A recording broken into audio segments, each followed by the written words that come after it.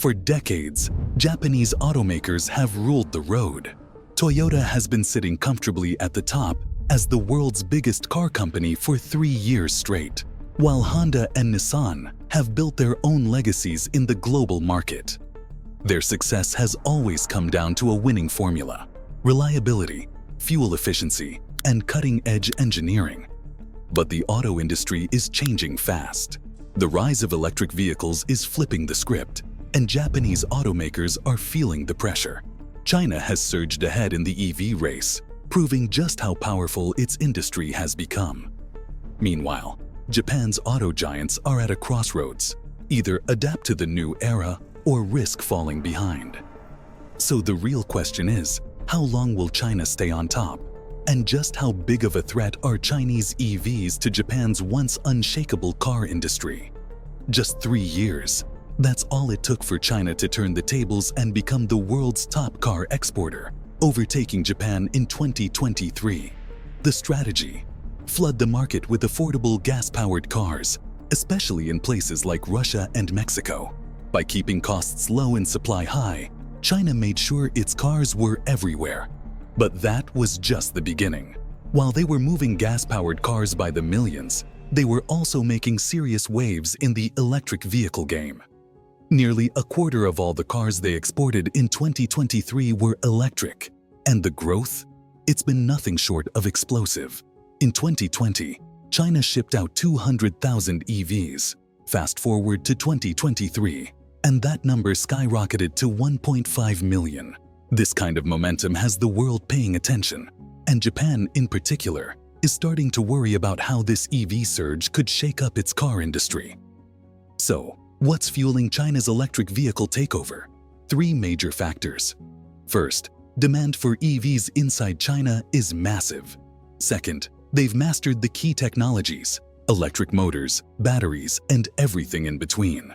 And third, the Chinese government has been backing the EV industry for years, handing out subsidies, tax breaks, and cheap loans to help automakers scale up. Not every company made it through the competition, but the ones that did, they're now global powerhouses. But government support alone isn't enough though. Other countries have tried similar policies, but haven't seen the same level of success. One of China's biggest advantages has been its focus on charging infrastructure. Look at the Netherlands. Taxi drivers there were hesitant to switch to EVs because they worried about range and the lack of charging stations. But in China, EV companies worked directly with taxi companies to figure out the best charging spots, mapped out the best routes, and even developed a system where taxis could be used for deliveries at night while charging. This setup rolled out in 10 major cities and made a huge difference. China is also dominating the battery game. They control 70% of the world's rare earth supply, a crucial ingredient for EV batteries. That alone gives them a massive advantage, but they didn't stop there. Battery cells are the most expensive part of an electric car, and Chinese companies have figured out how to make them better and cheaper, especially lithium iron phosphate batteries.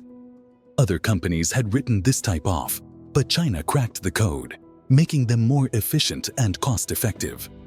With control over both raw materials and advanced battery tech, China holds a major edge in the EV market. But while some countries are building walls, others are rolling out the red carpet.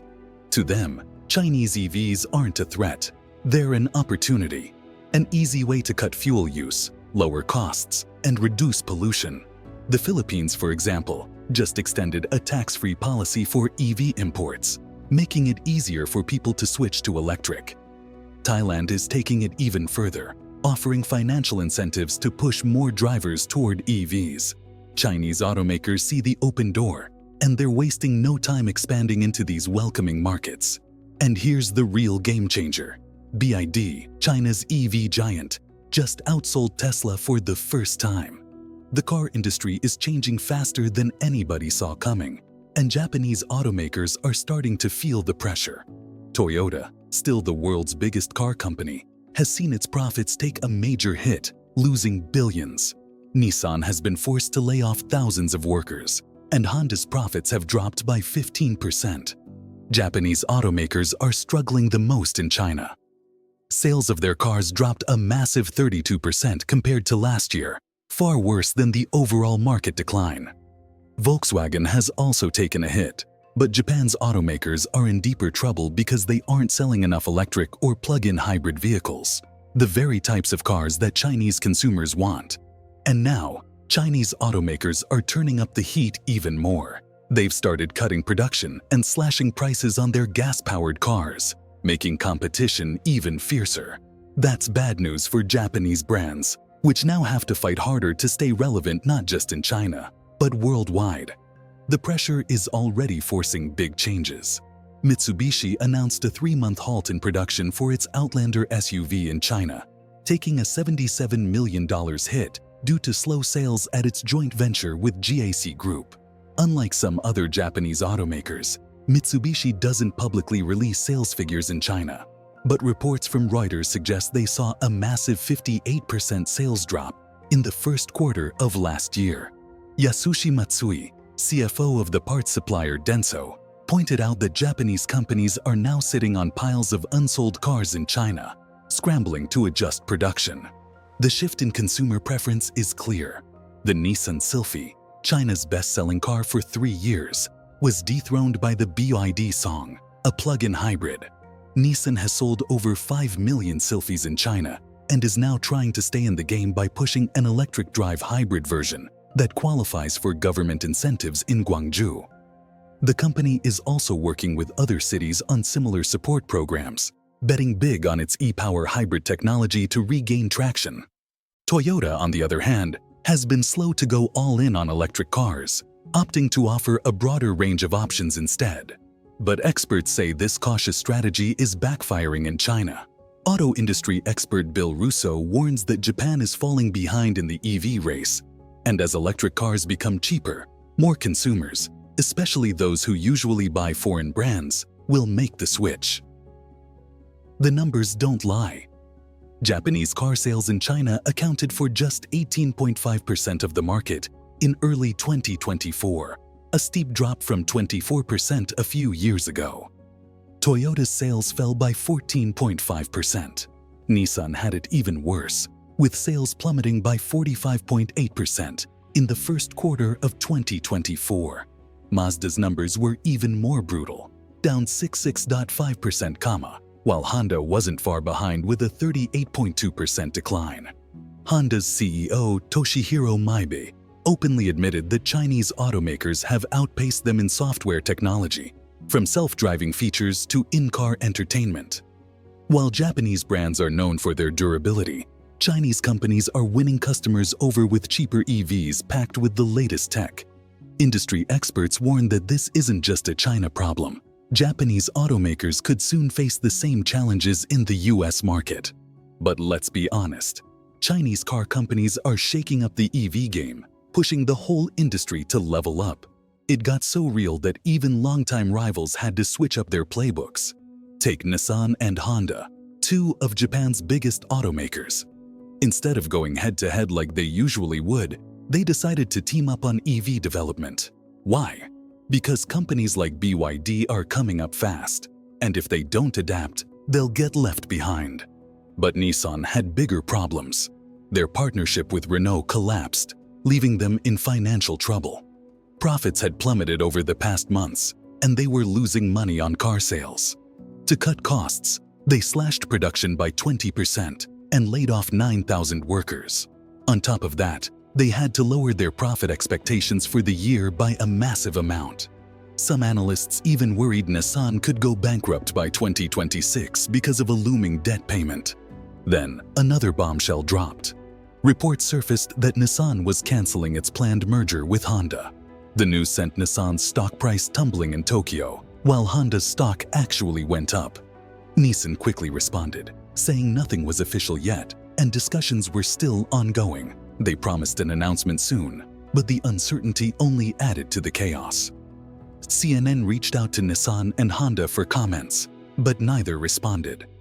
Meanwhile, Kyodo News reported that Honda had proposed making Nissan a subsidiary, an idea Nissan flat out rejected. Honda wasn't convinced Nissan's restructuring plan would be enough to turn things around, and that was a key issue in the merger talks. Mitsubishi, already partnered with Nissan, was also involved in these discussions. If the deal had gone through, the combined company would have become the world's third-largest car maker, right behind Toyota and Volkswagen. But the merger is officially off the table. Instead of fully combining, Nissan and Honda are pivoting to a different kind of partnership, one focused on electric and smart car technology. They're hoping this will still give them a fighting chance against the growing competition.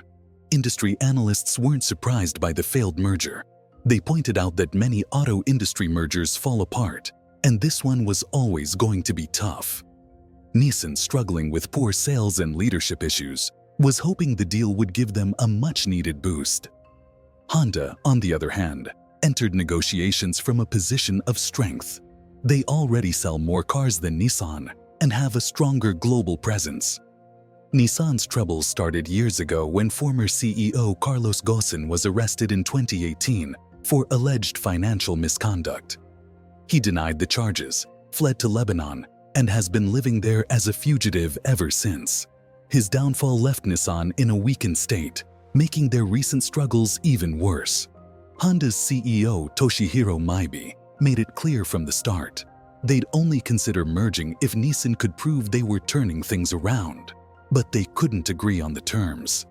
Nissan wanted an equal partnership, while Honda wasn't willing to treat them as equals.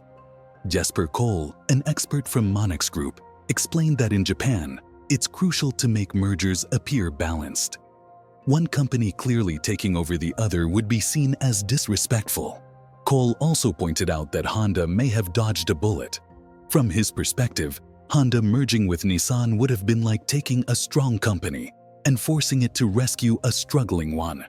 Meanwhile, both Nissan and Honda are keeping a close eye on US tariffs, since America is a massive market for them.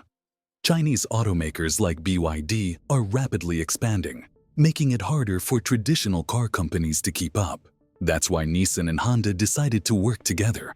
If they don't, they risk getting left behind. China is playing the same game Japan once did, constantly improving its electric vehicles and making them more affordable. But while China is going all in on EVs, Japan seems more focused on plug-in hybrid cars.